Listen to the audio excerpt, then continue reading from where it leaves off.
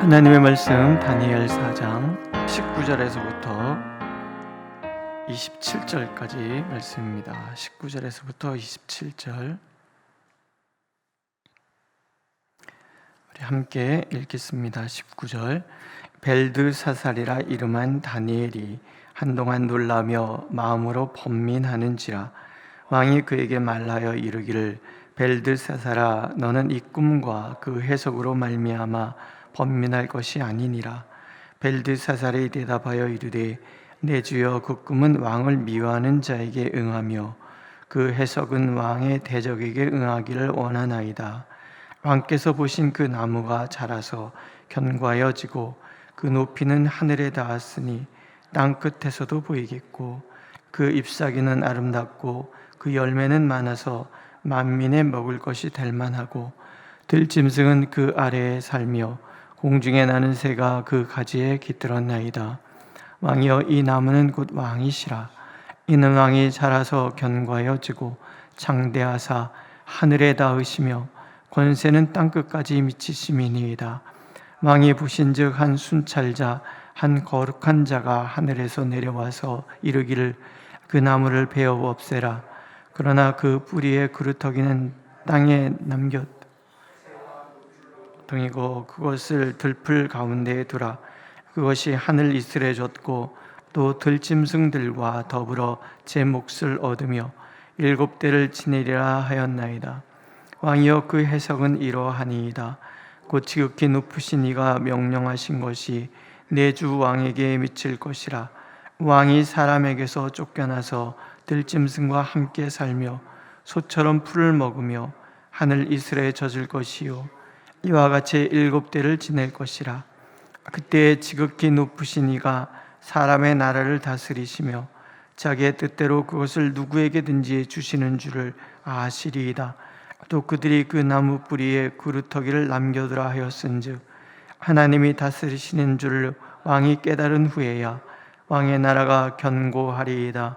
그런즉 왕이여 내가 아뢰는 것을 받으시고 공의를 행함으로 죄를 사하고 가난한 자를 긍휼히 여김으로 죄악을 사하소서. 그리하시면 왕의 평안함이 혹시 장구하리이다 하니라. 아멘. 성경은 곳곳에서 겸손을 우리 인생의 최고의 덕목이다라고 말씀을 하십니다. 그래서 교만은 패망의 선봉이요 거만한 마음은 넘어짐의 앞잡이라는 잠언의 말씀처럼 우리 스스로가 하나님 앞에서 겸손하고 하나님께서 우리에게 주신 길을 묵묵히 걸어가기를 원하십니다. 갈라디아서 6장에서도 보면 이런 말씀을 하십니다. 만일 누가 아무것도 되지 못하고 된 줄로 생각하면 스스로 속임이라. 각각 자기의 일을 살피라. 그리하면 자랑할 것이 자기에게는 있어도 남에게는 있지 아니하리니 각각 자기의 짐을 질 것이라. 이게 모든 교만은 비교에서 온다는 거예요. 스스로 남들과 비교하여 무엇이 됐다라고 생각하는, 무엇을 이루었다라고 생각하는 그 순간이 사실 그건 자기를 속이는 거라는 거죠. 자랑할 것은 내 안에 내게 있는 것이지 남이 나에게 사실은 관심이 없다라는 거예요.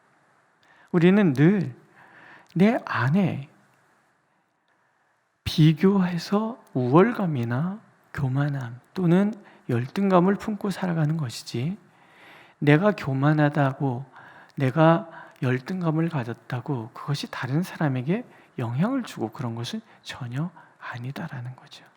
그저 각각 자기의 짐을 질 것이라. 내게 주신 사명이 있고 그 길을 걸어갈 뿐이지 서로 비교하여 내가 우월하다, 네가 열등하다 말할 수 있는 것은 아니다라는 거죠.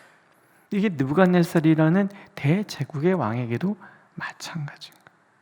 스스로 자신이 이루었다고 그 업적에 취할 것도 아니고 또 그것 때문에 남들을 억압하거나 어려운 이들을 함부로 대해서도 안 된다라는 거죠. 하나님께서 느부갓네살에게 두 번째 꿈을 꾸게 하시는 거죠.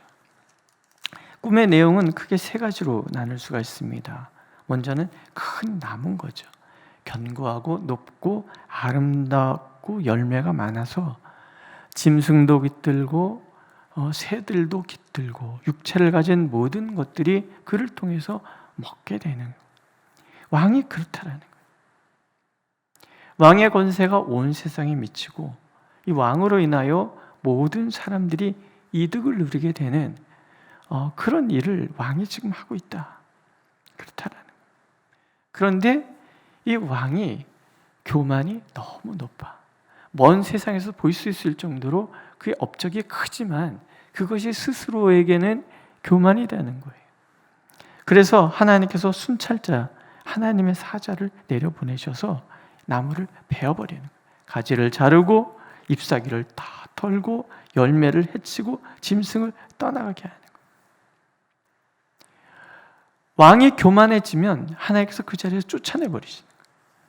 오늘 다니엘의 해석에 보면은 그래서 들로 쫓겨나서 소처럼 풀을 뜯어먹고 밤이 스레졌고 머리는 독수리 깃털같이 자라서 사람들이 미친 왕이 돼. 그렇게 지혜로운 왕이 미쳐서 7대, 7은 하나님의 숫자예요. 3 더하기 4, 하나님의 성삼위 하나님의 3과 그 다음에 동서남북 4 합쳐서 7건 하나님의 완전 숫자예요. 꼭 7년이라는 의미도 있겠지만 하나님의 때, 하나님이 다시 이르는 때까지 그가 버림을 받을 것이라네. 그러나 구루터기는 남겨두었어요.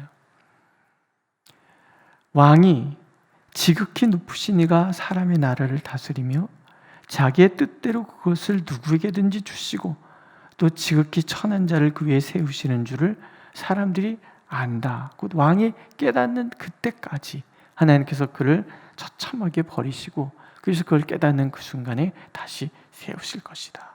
이런 꿈인 거예요. 다니엘이 이 꿈을 이야기하면서 안타까워하죠. 왜냐하면 다니엘 입장에서 느부갓네살이 괜찮은 왕이었던 것 같아요.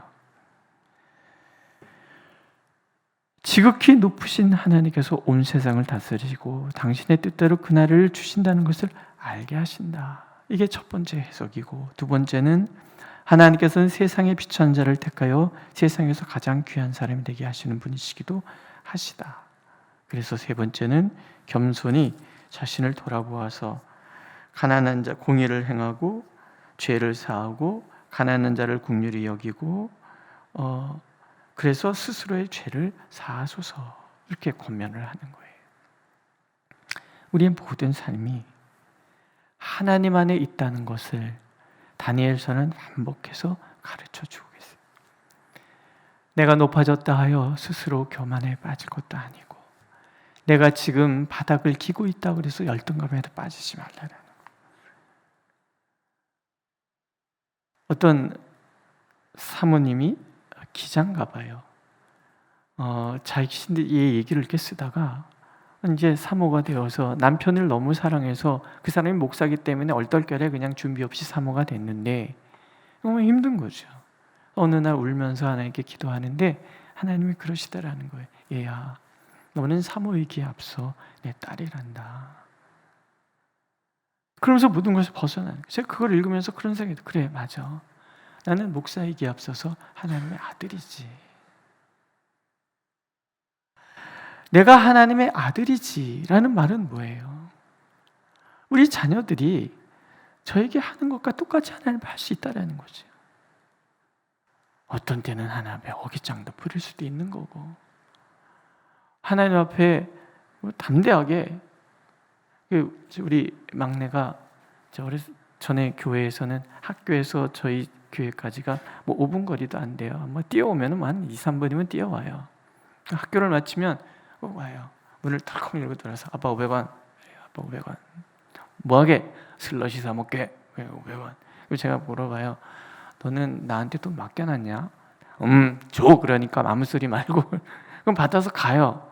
근데 저는 그 모습이 너무 이쁜 거죠. 그렇지 않습니까? 손주들이 자녀들이 봐서 할머니 500원. 뭐하게? 저기 지금 뭐 팔아. 뭐 이런 거. 그럴 때 이걸 탁 주는 게 기쁨인 거예요. 기쁨이고. 그러니까 하나님이 너는 내 아들이다. 그 얘기는 뭐예요? 하나님 앞에 덜어. 힘들면 나 못해. 뭐 이러기도 하고, 예? 그 다음에 뭐가 필요하면 주세요라고 얘기도 하고, 더 중요한 거, 가장 중요한 거, 내가 어떤 직분을 가졌는가 아니라 나는 하나님의 딸이요 아들이라는 분명한 의식. 하나님이 나를 사랑하신다는 의식. 그러니까 높아졌다고 해서 교만할 것도 없고, 낮아졌다고 해서 내가 흔들릴 것도 아닌, 설령 세상에 개천에서 용이 나지 않는 세상이라 할지라도 그냥 하나님이 나와 함께 하신다는 거, 하나님 나를 붙들어 주신다는 거, 이것만을 분명히 알고 있다 그러면 그것이 하나님께서 나를 기뻐하시는 일이고, 하나님 앞에 내가 감사할 수 있는 일이고 그렇더라. 오늘 내가 비천해 보인다 할지라도 비천한 자를 높이시는 하나님이 나와 함께 하신다면 나의 비천은 더 이상 비천함이 아니고, 내가 아무리 사람들이 우해서 존귀 여김받는 그런 사람이라 할지라도 하나님이 나를 버리시면 나는 아무것도 아닌 그런 존재. 오늘도 하나님께서는 어리석은 자를 들어서 지혜로운 자를 부끄럽게 하시고, 가난한 자를 들어서 세상의 부유한 자들을 부끄럽게 하시는 하나님이시라고 말씀하고 계시는데, 이것이 어제나 오늘이나 영원토록 다를 바가 없다라는. 느부갓네살은 그래서 하나님을 바라봐요. 자기가 대제국의 왕이라고 해서 거들먹거릴 것도 아니고, 그저 구석구석을 살피면서 공의가 실현되고 있는 걸 살피고, 가난한 자를 불쌍히 여기고, 예? 사람들이 죄를 용서하고, 그래서 온 나라가 하나님의 통치가 이루어지도록 만들어가야 될 사명이 느부갓네살에게 있음을 하나님은 가르쳐 주시고, 본인도 그것을 알아야 된다는 거죠. 어디 세상 나라 권세자들이 그러고 삽니까? 우리 한 사람 한 사람도 어디 그러고 삽니까?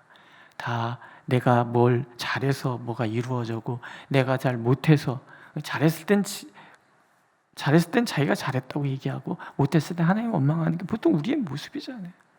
근데 하나님께서는 언제나 우리를 사랑하시고 존귀하게 여기시고 인도해 가신다는 거. 갈라디아서 말씀처럼 그저 각각 자기 짐을 질 뿐인 것.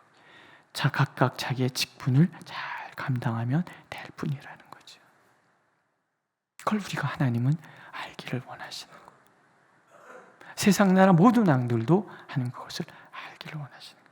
우리가 우리 대통령을 위해서 기도하고 위정자들을 위해서 기도하는 것은 한 가지죠. 이들이 하나님 앞에서 겸손해서 하나님께서 그 이 시대에 맡기신 그 길을 가지 함부로 교만하여 하나님을 대적하거나 스스로 자고해서 무너진 일 없도록 우리는 기도할 뿐인 거죠.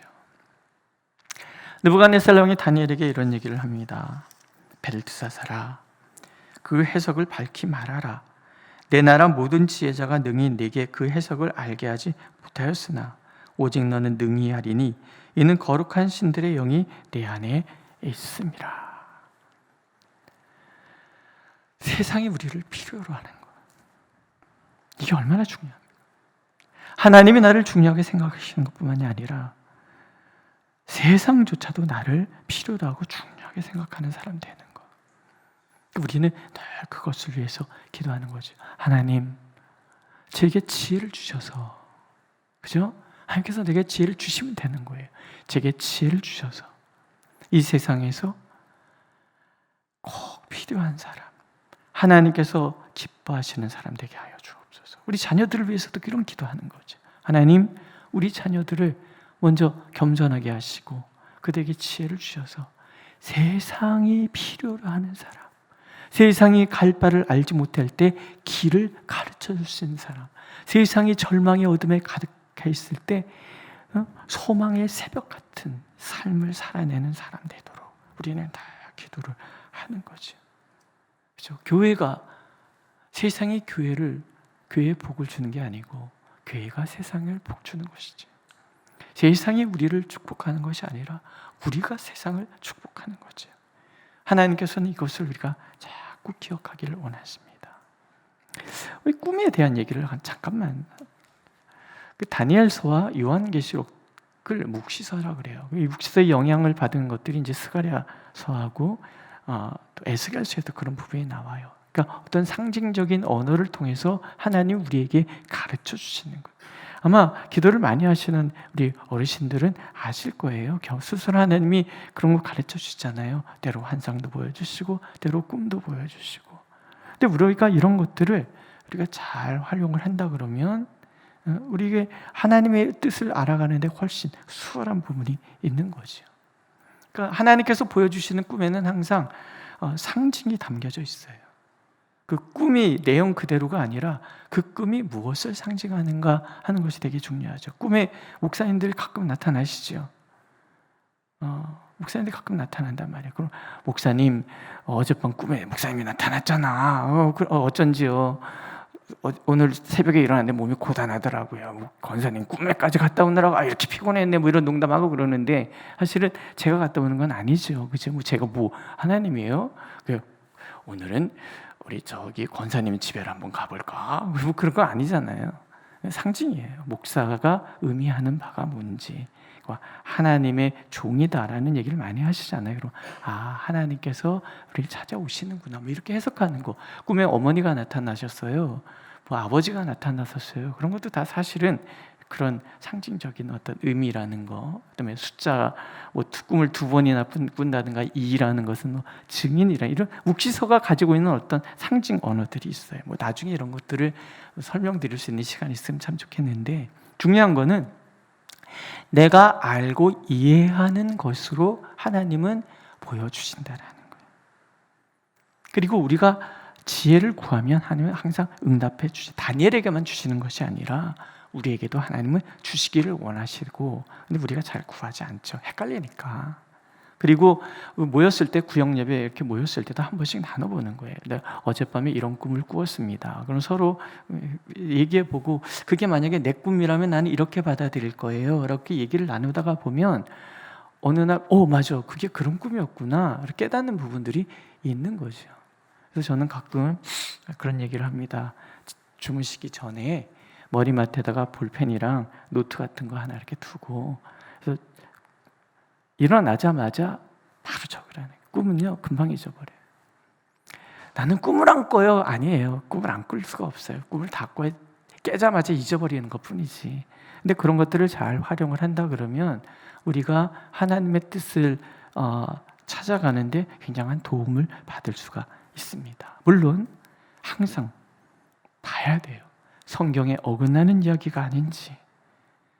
그래서 엉뚱한 것들을 우리가 받아들이면 안 되잖아요. 그러니까 자꾸 하나님 앞에 지혜를 구한다 그러면 다니엘처럼 이런 것들을 해석할 수 있는 능력을 얻게 되는 거죠. 특히 숫자 같은 경우는 되게 중요해요. 아까도 말씀드렸지만 3은 하나님의 완전 숫자, 4는 세상 숫자, 7은 그래서 하나님의 3과 4를 더해서 7, 완전한 숫자. 그래서 7이라는 숫자는 되게 좋은 숫자잖아요. 6은 하나 부족하잖아요. 부족하다, 인간적이다 그런 의미가 되고 10은 많다, 12는 온 세상 3 곱하기 4 하면은 온 세상 전부. 그러니까는 신천지 같은 데서 14만 4천 명 이 사람들이 성경 무식해서 그러는 거예요. 12 곱하기 12 온 세상, 이방 나라 온 세상과 하나님의 백성 온 백성들을 합친 숫자 100 곱하기 144. 거기다가 10 곱하기 10 곱하기 10 많다 아주 많다. 그러니까는 세상 모든 사람의 많은 사람이 구원을 얻을 것이다. 그런 의미. 무식하게 14만 4천 명 숫자에 매이는 그런 어리석은 거를 우리가 좀 구분해낼 필요는 있는 거예요. 그러니까 이런 것들을 잘 활용하신다 그러면 하나님의 놀라운 그 은혜 가운데 머물게 될 줄로 믿습니다. 궁금하시면 나중에 한번 묵시서를 어떻게 해석할 것인가 얘기를 할 기회가 있겠죠. 그죠? 기도하겠습니다. 하나님, 우리에게 지혜를 주셔서 다른 무엇보다도 하나님 앞에 겸손할 수 있게 하여 주시옵소서. 참으로 존귀하신 하나님께서 비천한 저라 할지라도 높이신다는 것을 알고 결코 어떤 상황에도 열등감에 빠지지도 말고 어떤 상황에도 교만에 빠지지도 않고 오직 주님께서 주어진 이 길을 담담히 걸어갈 수 있도록 인도하여 주옵소서. 성령이여 이 시간에 우리에게 지혜를 주셔서 하나님의 선하신 뜻을 분별하여 알게 하여 주시고 알므로 하나님 앞에서 담대하게 살아갈 수 있도록 인도하여 주옵소서. 예수님의 이름으로 기도드렸습니다. 아멘. 하늘에 계신 우리 아버지, 아버지의 이름을 거룩하게 하시며 아버지의 뜻이 하늘에서와 같이 땅에서도 이루어지게 하소서. 오늘 우리에게 일용할 양식을 주시고 우리가 우리에게 잘못한 사람을 용서해 준 것 같이 우리의 죄를 용서하여 주시고 우리를 시험에 빠지지 않게 하시고 악에서 구하소서. 나라와 권능과 영광이 영원히 아버지의 것입니다. 아멘.